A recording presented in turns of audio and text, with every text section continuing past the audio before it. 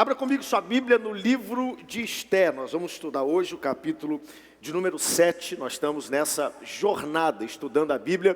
E eu fico muito feliz de poder chegar aqui nessa manhã, porque essa semana foi uma daquelas semanas, como a gente diz, pauleira. Culto o tempo todo, atividade, igreja cheia.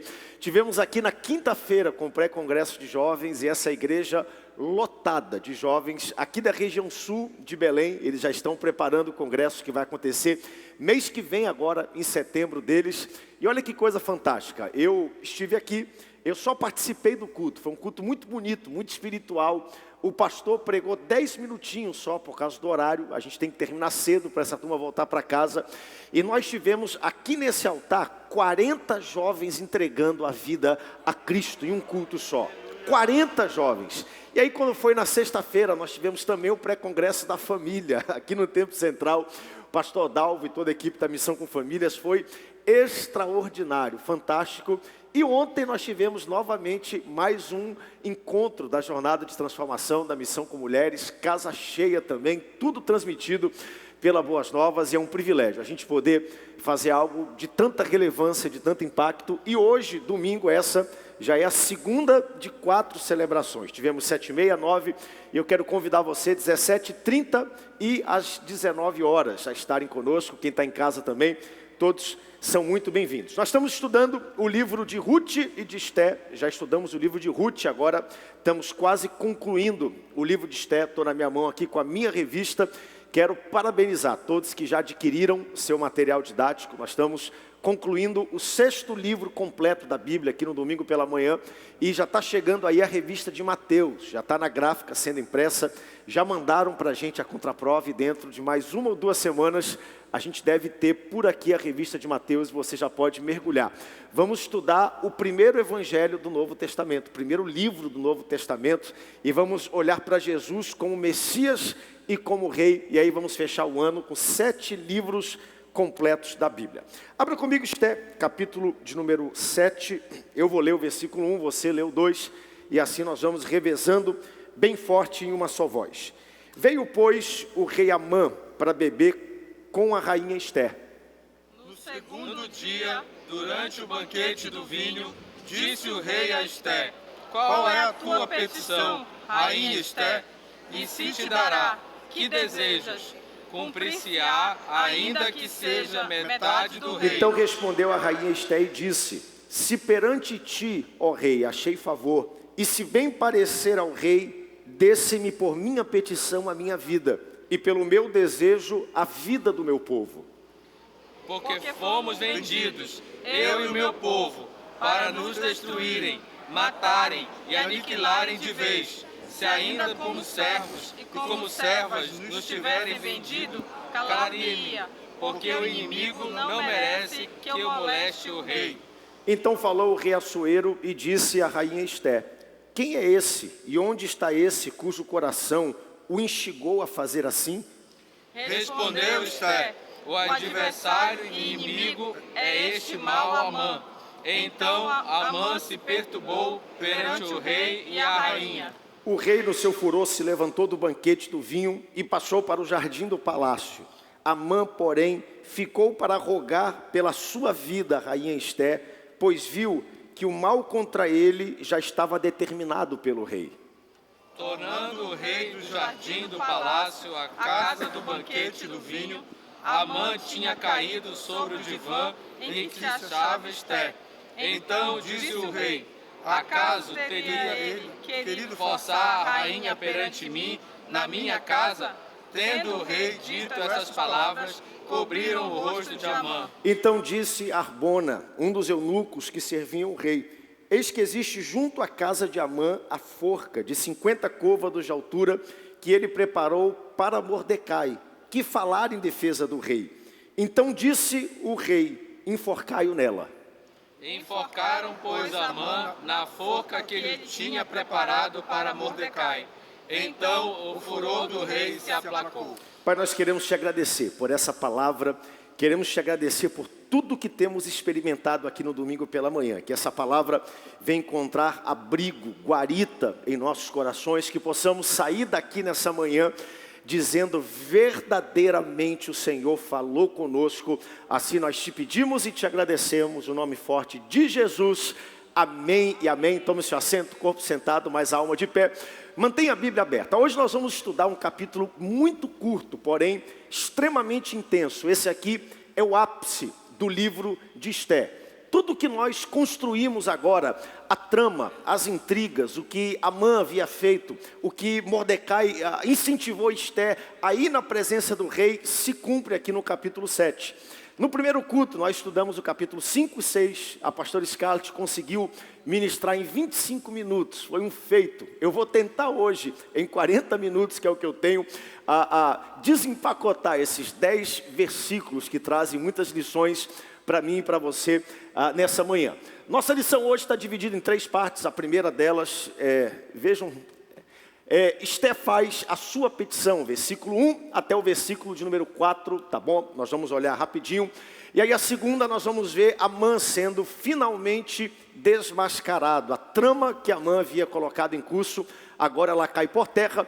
E o resultado, porque nós colhemos aquilo que plantamos. Amã, ele cavou um buraco, aonde ele mesmo caiu dentro desse buraco. Isso é um provérbio que o próprio rei Salomão colocou. E nós vamos vendo aqui Amã ser enforcado. E a verdade prática diz: diante da ameaça de morte que pairava sobre a vida dos judeus, só o rei podia salvá-los. O interessante dessa passagem é que nós lemos aqui no capítulo 6 e 7, o trecho de maior ação, o ápice do livro de Esté.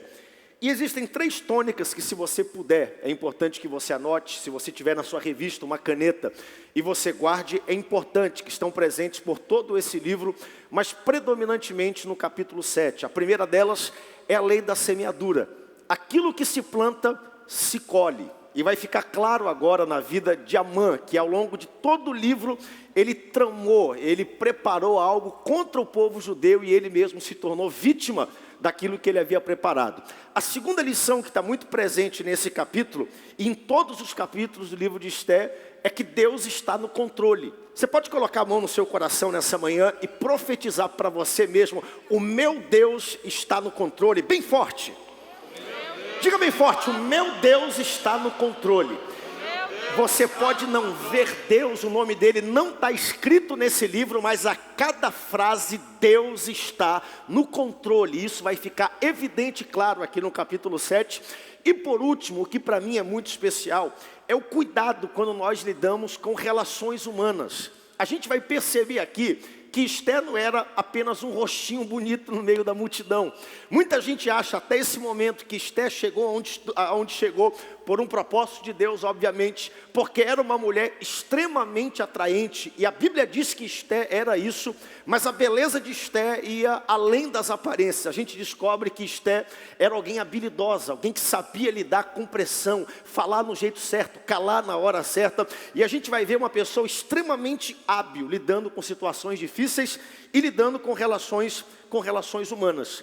Para a gente recapitular, é muito importante, nos capítulos anteriores, Esté conclama o povo a jejuar, a cumprir 2 das 3 disciplinas que estão em Mateus capítulo 6. Mateus capítulo 6 fala de ofertar, fala de orar, fala de jejuar. Esté, vendo agora uma situação, prevendo algo difícil que teria, ela conclama toda a nação a um jejum nacional, o povo judeu que lá estava.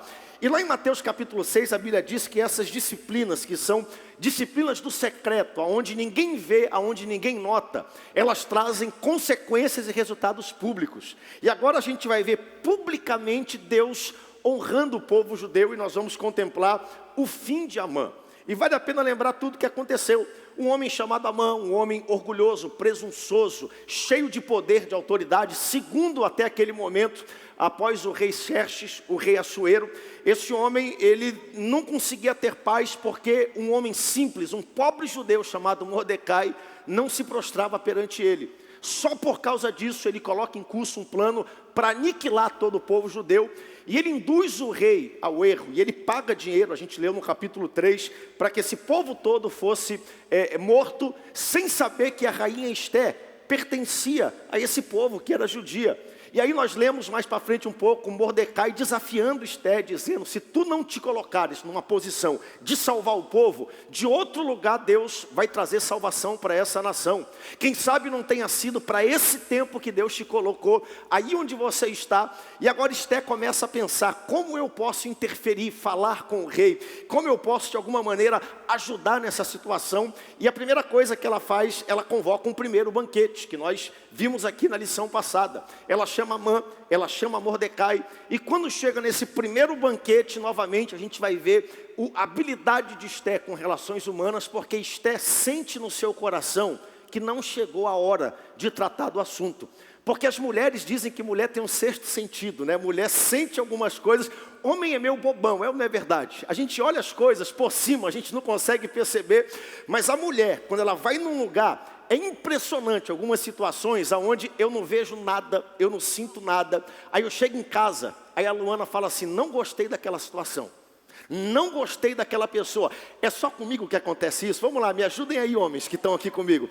Não gostei daquela coisa e batata, alguma coisa acontece ali. E Esté, tendo esse sentido aqui, ela percebe, olha, não chegou a hora, o que ela faz? Ela convida a mãe e o rei para um segundo banquete que ia acontecer. E o capítulo 7 acontece justamente no intervalo desses dois banquetes, e capítulo 6, onde acontece muita coisa. Porque entre o primeiro banquete e o segundo, Amã constrói uma forca, Amã prepara para matar Mordecai.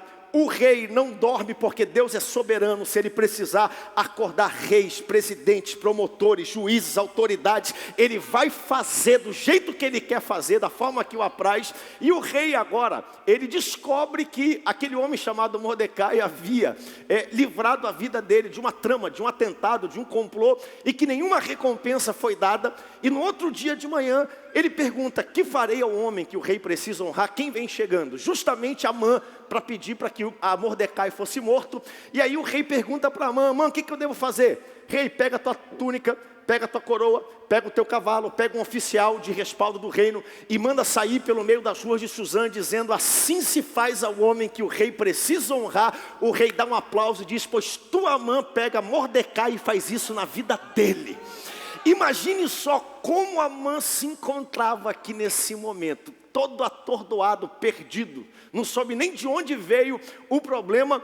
E aí começa justamente o capítulo de número 7, quando ele achava que ia melhorar, porque naquele dia pelo menos ele teria um banquete novamente com o rei e com a rainha.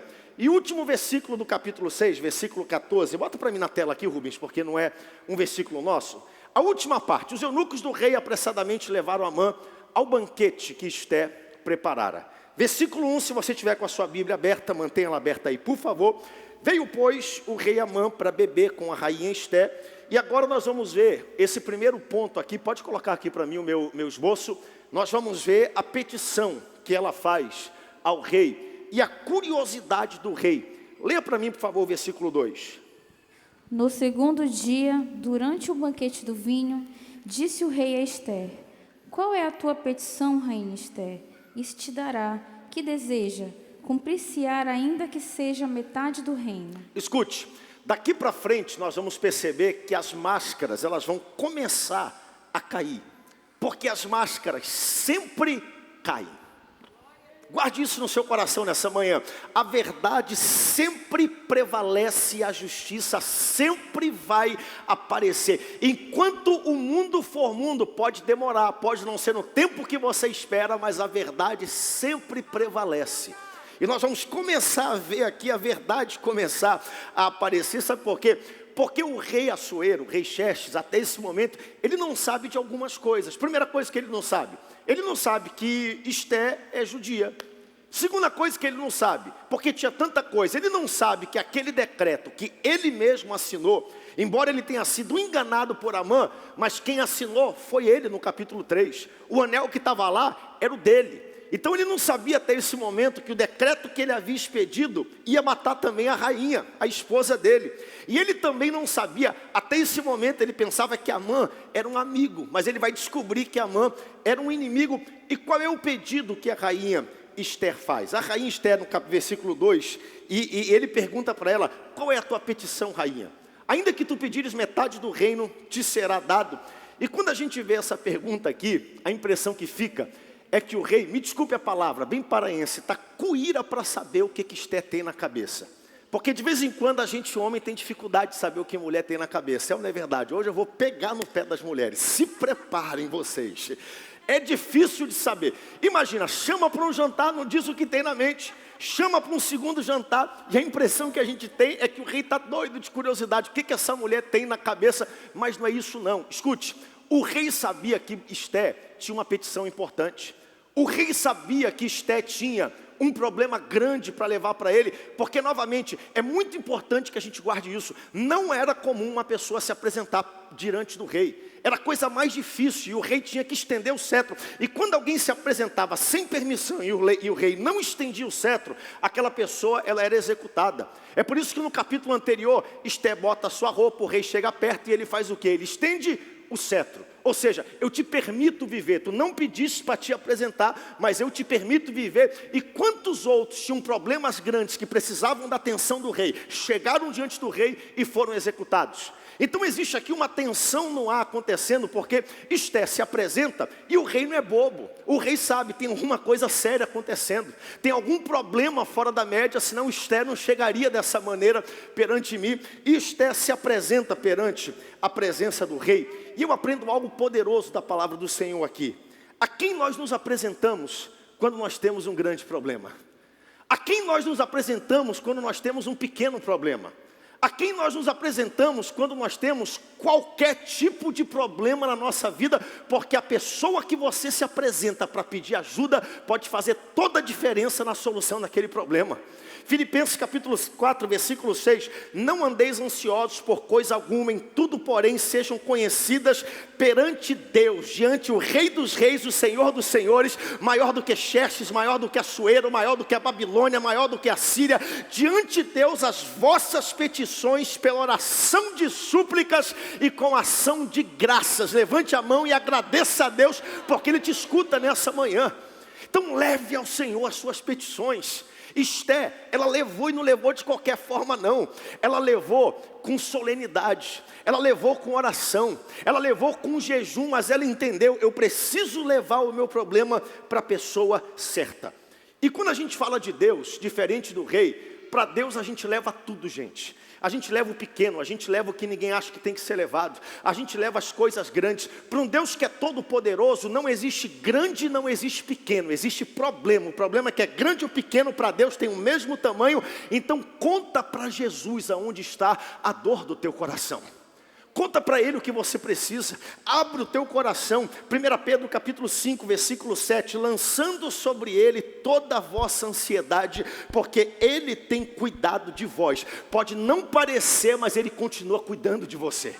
Igual o livro de Esté, o nome dele não é mencionado, mas ele está lá. E nós devemos levar tudo o que nós temos para Deus. Escute, nós podemos até levar para um amigo ajudar, mas primeiro leve para Deus.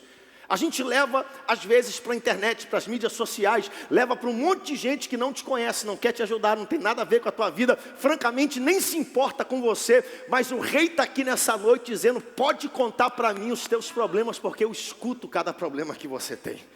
Esté leva o problema que ela tem para o rei. E eu acho interessante que Amã está aqui tonto, já querendo se recompor de tudo que aconteceu entre ele e Mordecai. Ele teve que honrar Mordecai.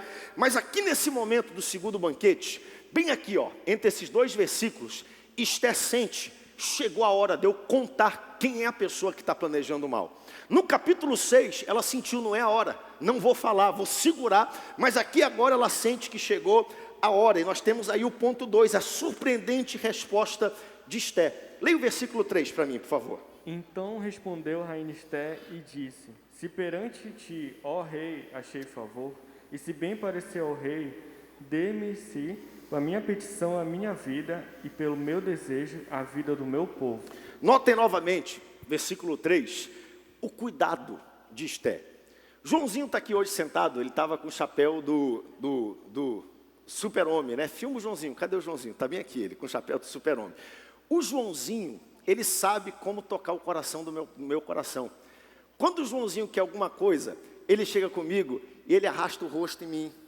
Ele dá um beijo em mim. e dá um segundo beijo, e ele fica fazendo carinho em mim. Eu já sei, Joãozinho, o que tu quer? Porque ele quer alguma coisa.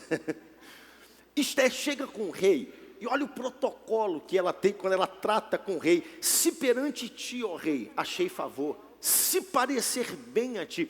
Esther poderia lançar uma bomba, porque até esse momento, nem Amã e nem o rei sabem que ela é judia. Na verdade, o rei não sabe nem o que está acontecendo. O rei não tem nem ideia. Aí ela continua explicando no versículo 4. Ela fala, nós somos vendidos, eu e o meu povo. Leia para mim o versículo 4. Porque fomos vendidos, eu e o meu povo, para nos destruírem, matarem e aniquilarem de vez. Se ainda como servos e como servas nos tivessem vendido, calar-me-ia, porque o inimigo não merece que eu moleste o rei. Nós fomos vendidos. E se eu fosse vendida como escrava, eu não ia nem te incomodar, porque tu não mereces, rei, ser incomodado com coisa pequena. Mas porque tu fostes vendido e ludibriado, olha a situação que Esther se encontra. Ela se apresenta perante o rei sem ser chamada, e ela pede, salve o meu povo, nós fomos vendidos. Por quem? Indiretamente pelo próprio rei. Porque quem foi que deu o edito? Embora Amã tenha pago por isso, quem foi que aceitou fazer? Olha como ela está lidando com uma situação aqui difícil. Ela está construindo uma narrativa. E eu fico pensando com você, como é que você acha que o rei poderia responder a esse tipo de acusação que aqui está? Porque reis naquela época eram soberanos, eram semideuses. Eles não gostavam de ser contrariados, especialmente esse rei que aqui está. Imagina se ele virasse para Esther e dissesse assim, Esther, francamente, estou pouco me lixando para o teu povo, não estou nem aí. Imagina só, ela está confrontando uma lei que o próprio rei havia editado, quando Esther se tornou rainha, porque Vasti não quis nem dançar na frente do rei. Olha a situação séria que ela tem que lidar agora. E ela está ali pisando em ovos, lidando com relação.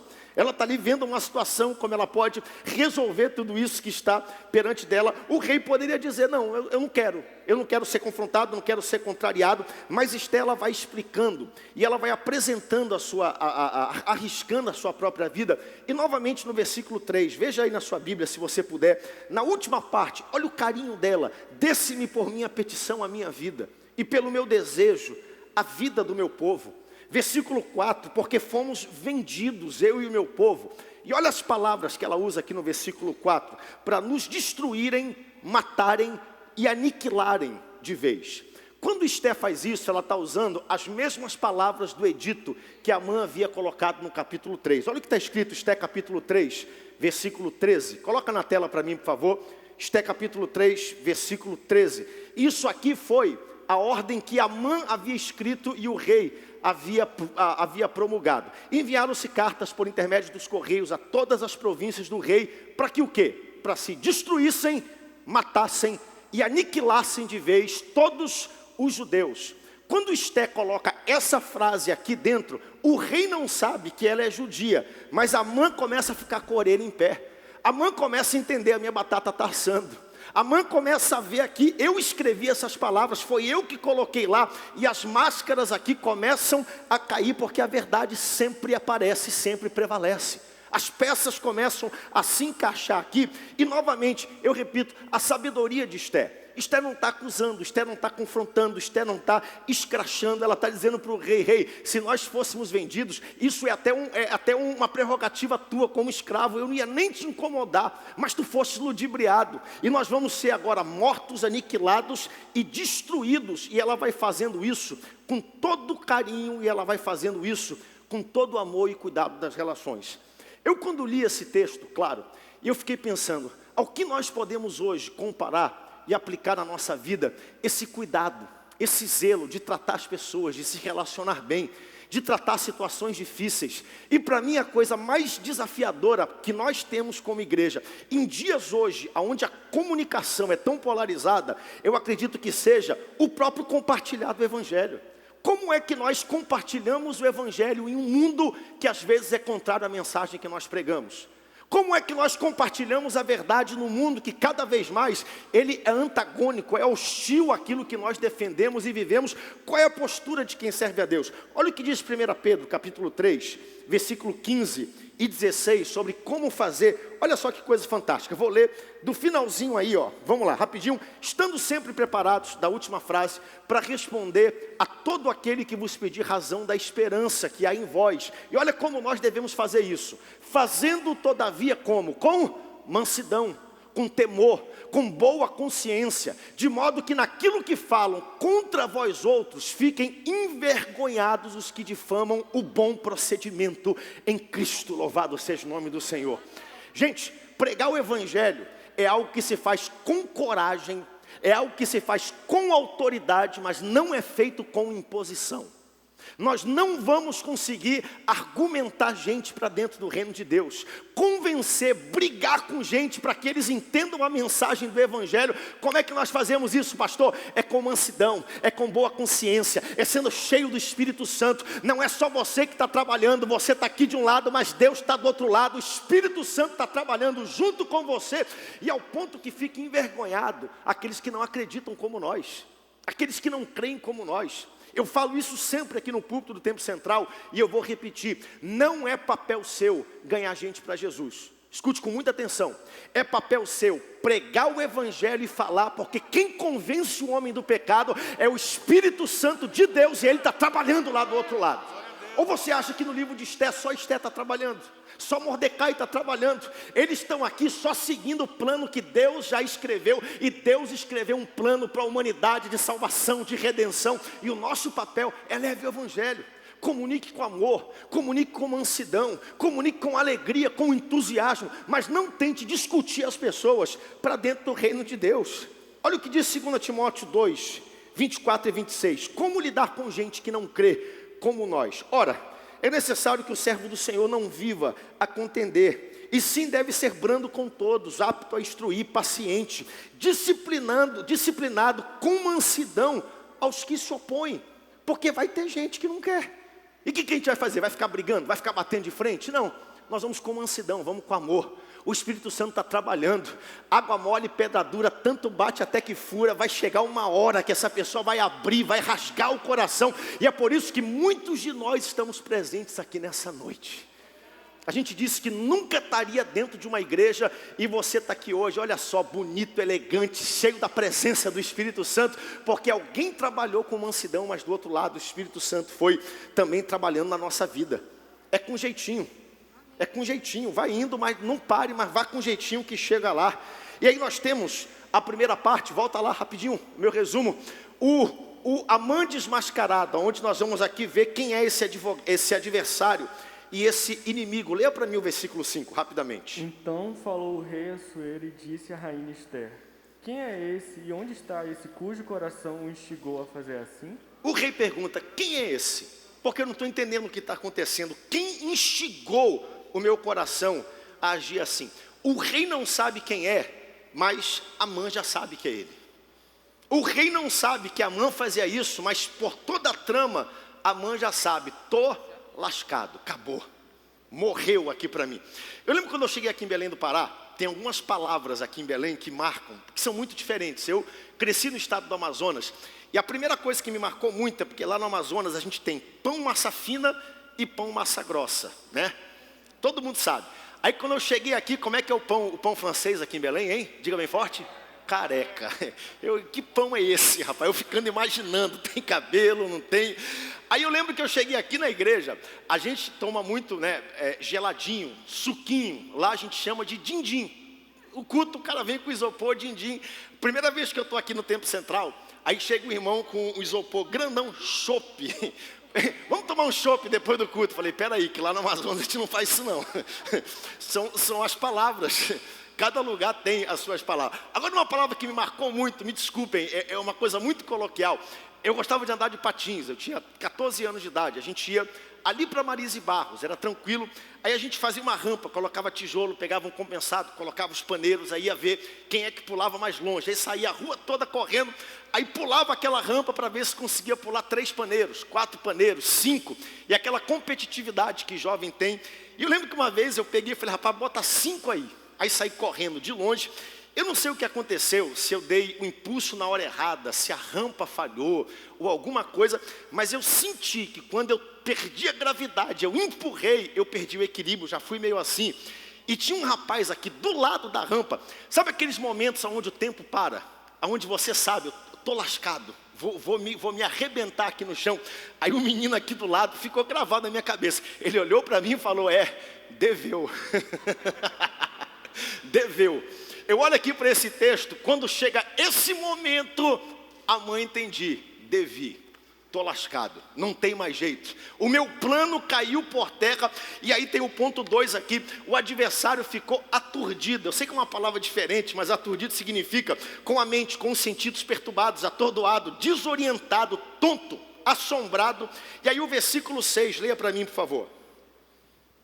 Respondeu Ester, o adversário inimigo é este mau Amã.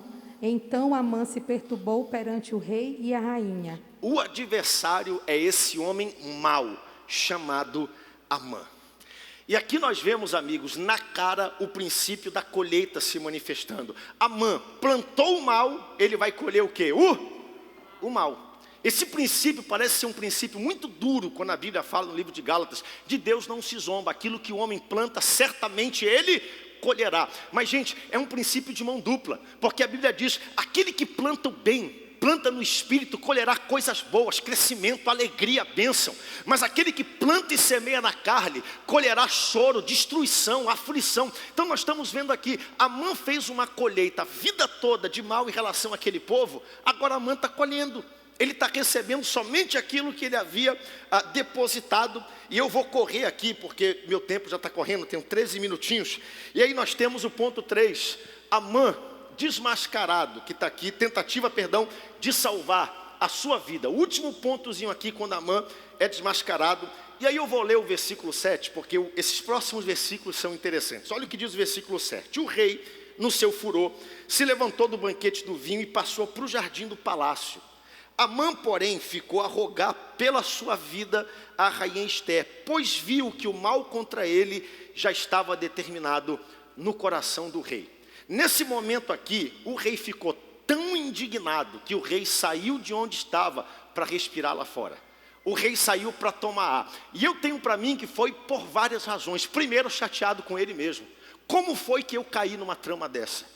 Como foi que eu me deixei ludibriar por um homem desse? Como foi que eu dei confiança e autoridade a essa pessoa? Então o rei sai chateado com aquilo que aconteceu. E ele também foi parte de tudo isso, uma trama para matar a minha própria rainha.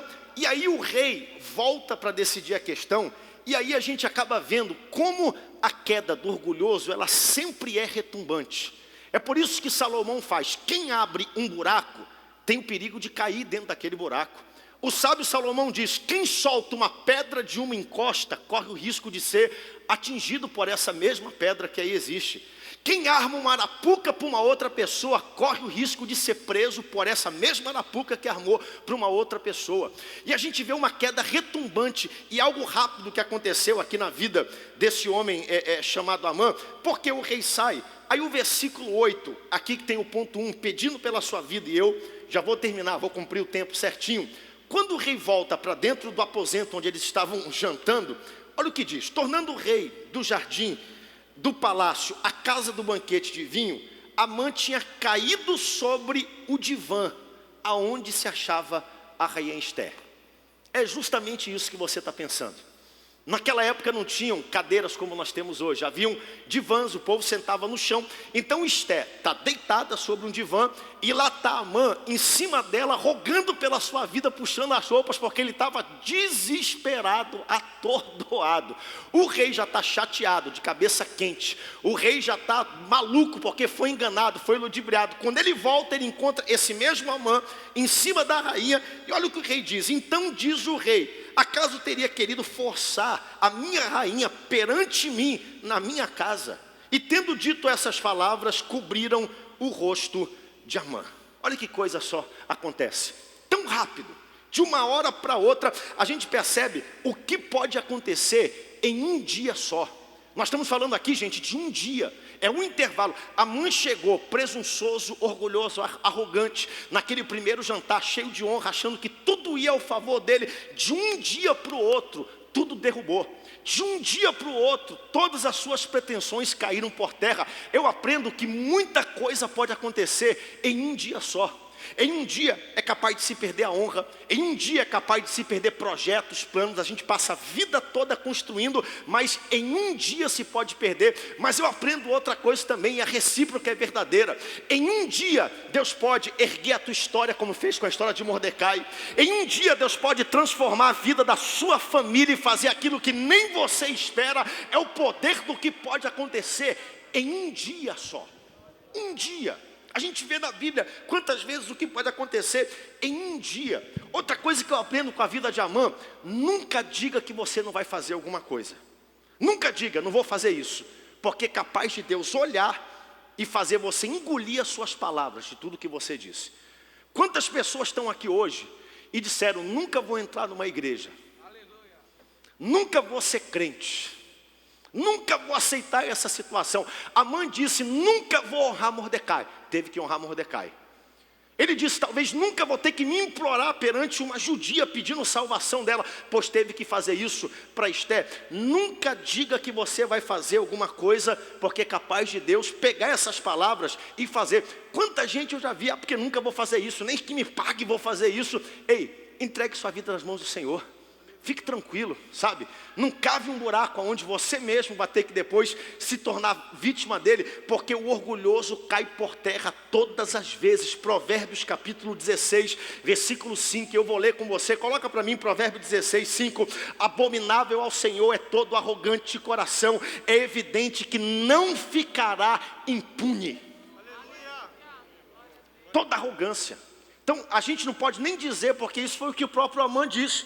A queda dele foi uma queda, gente, retumbante. Eu já estou terminando, ponto 2. É tão grande que ele fica agora denunciado pelo próprio eunuco. O rei manda prender ele para executar. Aí chega um eunuco, um servo, versículo 9. Disse Arbona, um dos eunucos que serviam o rei: eis que existe junto à casa de Amã a forca de 50 côvados de altura, que ele preparou, sabe para quem? Para Mordecai, aquele que te salvou, rei. Aquele que frustrou o atentado contra a tua vida, aquele que foi reconhecido ontem, foi para ele que ele preparou. Então disse o rei: enforcai-o nela. Louvado seja o nome do Senhor. Fique de pé comigo, dê um brado de glória a Deus bem forte. Vou terminar, vou cumprir o tempo que eu tenho certinho na risca para liberar você para ir embora. Eu aprendo algumas coisas interessantes com a vida desse homem chamado Mordecai, sabe? Eu até postei isso nas minhas mídias essa semana, porque lendo esse texto, me preparando para aquilo que nós íamos ministrar hoje, eu fui muito confrontado com essa realidade que existe aqui na vida desse homem chamado Amã e desse homem chamado Mardoqueu. Imagine só, Mardoqueu lá atrás, ele frustra um plano, um atentado contra a vida do próprio rei, lá atrás. E a Bíblia diz lá atrás que não houve nenhum tipo de reconhecimento, zero, nenhum tipo. Ou seja, bem aqui, Mardoqueu frustra um plano, e ele deveria ter sido celebrado, ele deveria ter sido recompensado, ele deveria ter sido honrado, como mais tarde ele foi honrado, sabe? Mas a Bíblia diz que passa-se muito tempo sem que a honra devida fosse dada a Mordecai. E eu acho interessante que quanto mais tempo passou para a honra ser dada, quando ela evidentemente chegou, ela chegou muito maior do que teria sido se acontecesse no momento onde ela foi gerada. E talvez se a honra tivesse sido dada para Mordecai, lá quando ele frustrou o plano, no início do livro, ela não teria tido tanto impacto para Mordecai, para Esté e para todo o povo. E eu guardo no meu coração algo fantástico. Quanto maior o tempo entre o feito e o reconhecimento, maior a recompensa que Deus tem para a sua vida. Quanto maior o tempo entre aquilo que você fez para ajudar, para cobrir alguém, e você não foi reconhecido, você não foi honrado, você não foi celebrado por aquilo, não preocupe o teu coração, porque quanto maior o tempo que passa do feito para o reconhecimento, está rendendo na ação do céu, com os juros do céu, e Deus não fica devendo nada para ninguém. Então, se desonraram você, feriram você, abusaram da sua boa vontade, fique tranquilo, fique de boa, porque quanto maior o tempo entre o feito e a recompensa, e o reconhecimento, maior é a recompensa que Deus tem para a sua vida. É por isso que Hebreus capítulo 6, versículo 10, a Bíblia diz, principalmente sobre princípios espirituais, porque Deus não é injusto para ficar esquecido do vosso trabalho e do amor que evidenciastes para com o seu nome, pois servistes a Deus e ainda servis aos santos, louvado seja o nome do Senhor. Vamos ler juntos esse texto bem forte, 1, 2, 3.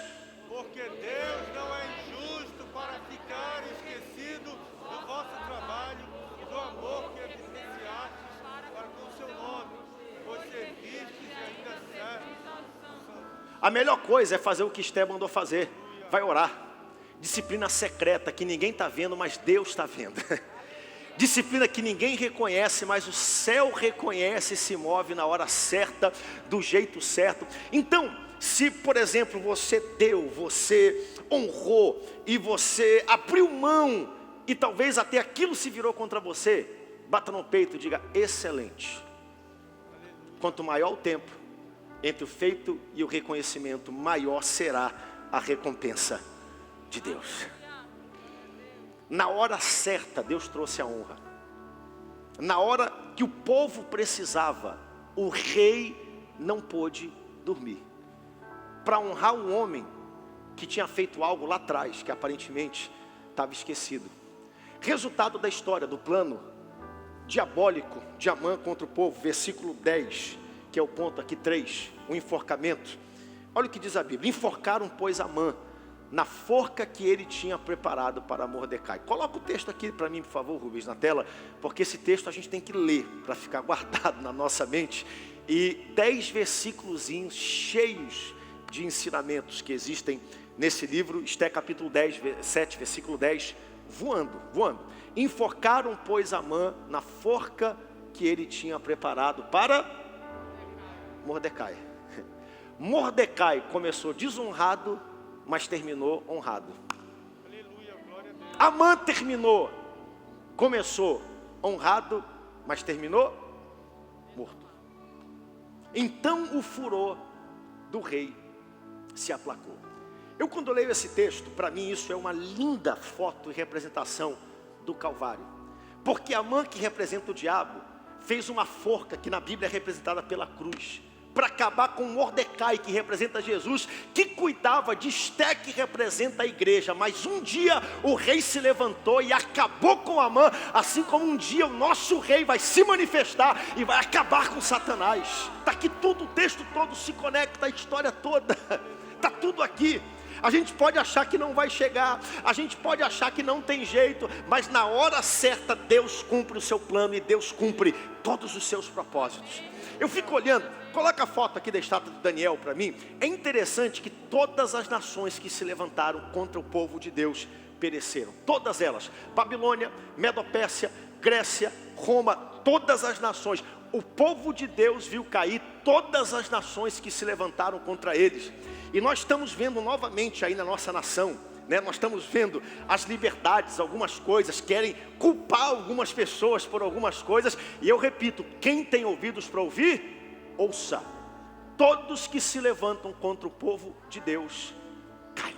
Aleluia. Caem. Aleluia. É por isso que o Salmo diz: somente com teus olhos verás e contemplarás a recompensa do ímpio, porque a mim se apegou com amor. Eu o pô-lo-ei num alto refúgio, porque ele conhece o meu nome. Eu o glorificarei. Que coisa linda, né? Que coisa linda a gente vê nesse texto. Quando eu olho para Amã, todo mundo quer ver Amã cair nesse texto, não é verdade? A gente torce para que Amã seja enforcado. Lá em Israel tem uma festa que é a festa de Purim. E na festa de Purim eles leem todo o texto do livro de Esté. E quando eles leem é interessante, porque quando o nome de Amã é mencionado, está na internet, vai lá e depois dê uma olhadinha. O povo fica caçoando, e fica gritando, e aquele negócio todo. E quando o nome de Mordecai é mencionado, é como se fosse um gol de celebração, de festa, de alegria. E eles leem o livro todo, e é engraçado porque é um revezamento de aí depois de alegria, de festa, como acontece, porque todo mundo quer ver Amã colher aquilo que merece. Mas em alguns aspectos, amigos, todos nós somos Amã, porque todos nós merecemos a morte. Nenhum de nós aqui tem justiça de si mesmo para qualquer tipo de coisa. Se um dia alguém não estender as mãos e nos livrar da nossa própria natureza para que nós não experimentemos a morte. Hoje eu estou aqui nesse culto e tem gente que está destinada à morte. Morte espiritual, morte do casamento, morte dos relacionamentos. E hoje você está aqui nessa manhã, você não conhece Jesus, nunca entregou a vida a Ele. Eu quero convidar você a vir aqui à frente, eu quero orar com você. Você que precisa se reconciliar com Cristo, você que está indo no caminho da destruição, e talvez o seu final seja igualzinho como foi o final de Amã, a morte física, e Deus não quer que isso aconteça, por isso te trouxe aqui nessa manhã. É um Deus de graça, é um Deus de misericórdia, é um Deus de restauração, é um Deus de vida, e eu quero convidar você a romper do seu lugar. Vem aqui à frente em nome do Senhor Jesus, que distante, afastado, nunca entregou a vida a Jesus. Eu quero orar juntamente com você, eu quero celebrar esse novo nascimento com você. Rompa do seu lugar, quero fazer isso nessa manhã.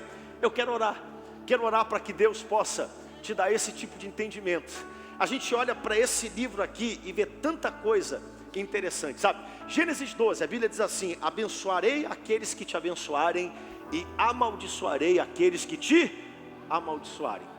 Como é importante a gente tentar discernir o que Deus está fazendo e não ficar no caminho não. Porque quando a gente fica no caminho, a gente corre o risco de ter o mesmo futuro que esse homem Amã que teve. Levante suas duas mãos para os céus. Pai, nós queremos te agradecer nessa manhã, nós queremos celebrar o teu nome. Nós queremos te louvar por tudo que estamos vivendo e aprendendo aqui nesse texto. Assim como tu fizeste, Senhor, essas 3 lições que nós estamos vendo no livro de Esté. O princípio da semeadura: quem semeia na carne colherá para a perdição e para a dor, mas quem semeia para o bem, para o espírito, colherá vida eterna. O segundo princípio que nós vemos aqui nesse livro é o princípio de que tu estás presente, mesmo que o teu nome não seja mencionado na história, nem sequer uma vez. A cada frase, a cada capítulo, a cada sessão, nós vemos a tua intervenção e vemos o teu agir, e nós não podemos talvez ver a tua presença nessa fase da nossa vida, mas nos dá o entendimento, a fé de que tu estás agindo, tuas mãos estão estendidas, que tu continuas guardando o teu povo, Senhor. E por último, assim como foi nesse livro, e nós vemos Esté tendo graça, sabedoria, para lidar com situações adversas, para ter paz, para poder lidar com relacionamentos, num ambiente onde a própria vida dela e de todo o seu povo corria perigo. E nós vemos aqui uma mulher cheia da tua presença. Sê conosco, que possamos sair daqui, Senhor, com o espírito de Esté, para dirimir conflitos, Senhor, para talvez situações que venham trazer morte, elas venham trazer vida, e que máscaras caiam para revelar o que realmente está proposto naquela situação. Assim nós te pedimos e te agradecemos, no nome forte de Jesus. Amém, amém.